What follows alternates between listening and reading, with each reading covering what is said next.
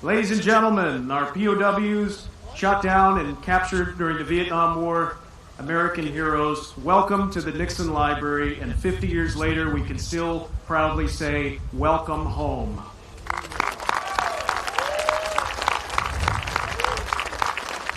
My name is Jim Byron, and I have the honor of being the president and CEO of the Richard Nixon Foundation. And we want to get you all inside and touring this beautiful library, show you our new special exhibition, Captured, Shot Down in Vietnam, which was built to tell your harrowing stories. But first, I'd invite you to stand for the presentation of the colors and the national anthem.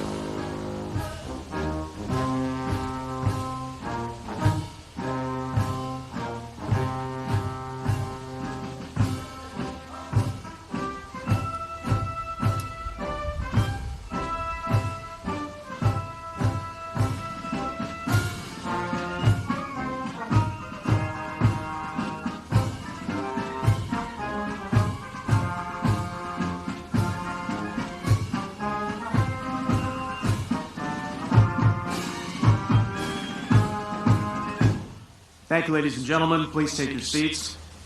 I'd like to thank the United States Air Force, the 309 Fighter Squadron out of Luke Air Force Base. I think they were stealth fighters.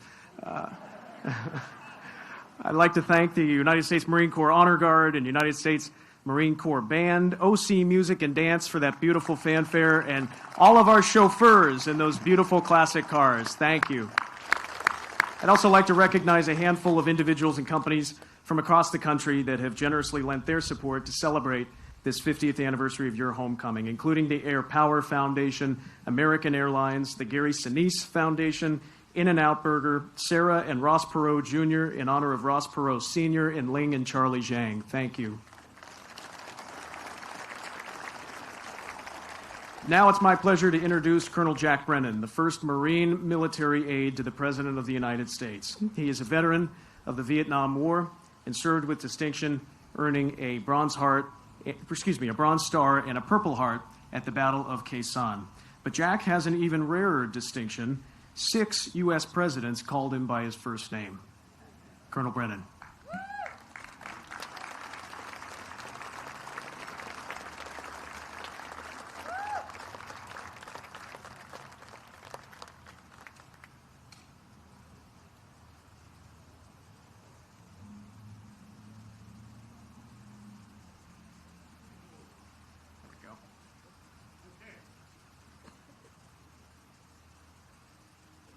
Thank you, President Byron. That's 7. And I'd like to thank my mother for writing those remarks. Some of them are true. For example, yes, 6 presidents called me by my first name, but they all thought my first name was Goddammit. As in, Goddammit, Brennan, how'd you screw this up?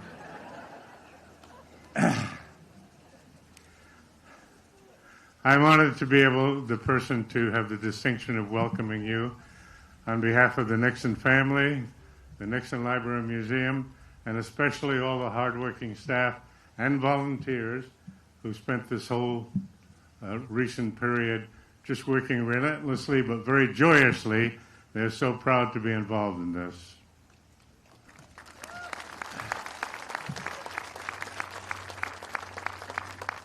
I've been very fortunate to have been associated with the former POWs for the past 5 decades. I was at the famous dinner. I helped organize a reunion of the POWs at the Nixon home in San Clemente in the late 70s. And through my dear friend and basic school classmate, Lieutenant Colonel Orson Swindle, through the years, Orson, who is a POW and hopefully is here today, through his great generosity, I was often invited to, for example, the luncheons we had at the Nam Viet in Arlington, Virginia, and I always spoke proudly to be associated with such guys as Bud Day and the great POWs, former POWs. And I always said how much I admired them and how much I appreciated being with them. But finally, I asked Orson the question that had been in my mind for a long time. And when we were alone driving back from one of these reunions, I said, Orson, they're incredible men. They've done so much for their country. But damn it, sometime they act like they haven't seen a woman in 6 years.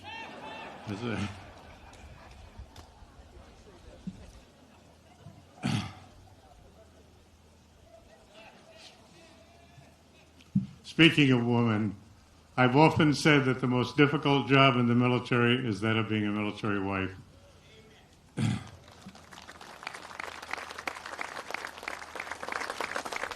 President Nixon, as you know, was a great patriot, and in his memoirs he wrote that the POW wives were the bravest, most courageous, and most magnificent woman he'd ever met.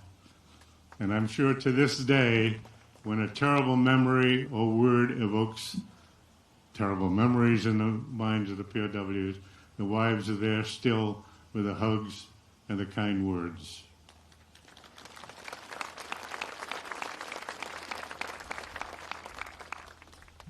In June of 1972, due to unusual, actually crazy circumstances, I found myself in a dacha outside of Moscow in a top-secret meeting on the war in Vietnam. I will tell you the details after the statute of limitations expires. But until then, please know we're at a dasha like our Camp David.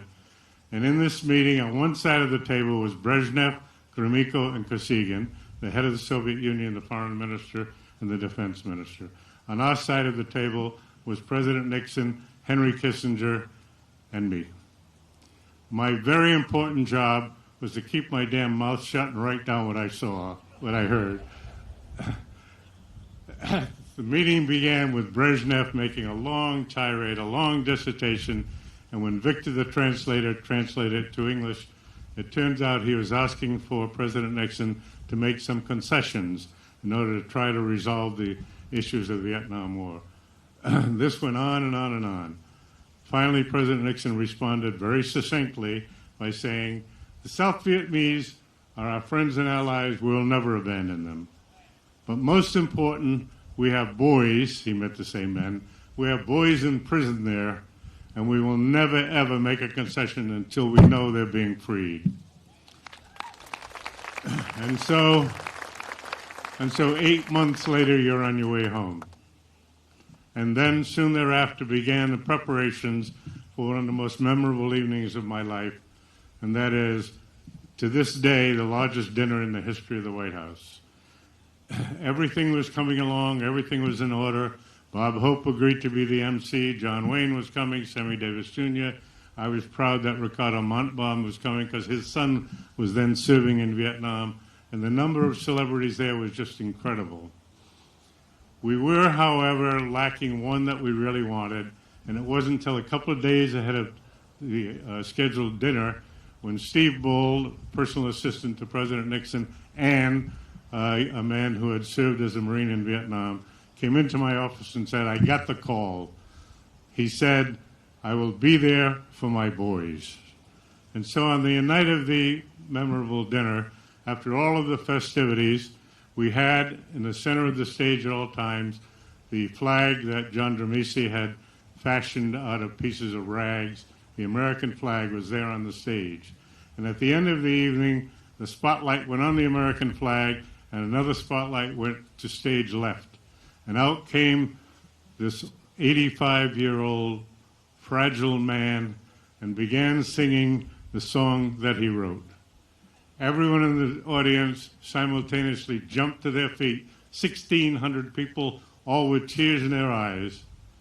And they joined Irving Berlin in singing, "God bless America, that I love, stand beside her and guide her through the night with a light from above. From the mountain to the prairie, to the ocean, white with foam. God bless America, my home, sweet home." I hadn't planned on singing, glad I did that. Thank you for making that happen. And thus to all of you I say, God bless you. To everyone in my hearing, within my voice, I say, God bless America.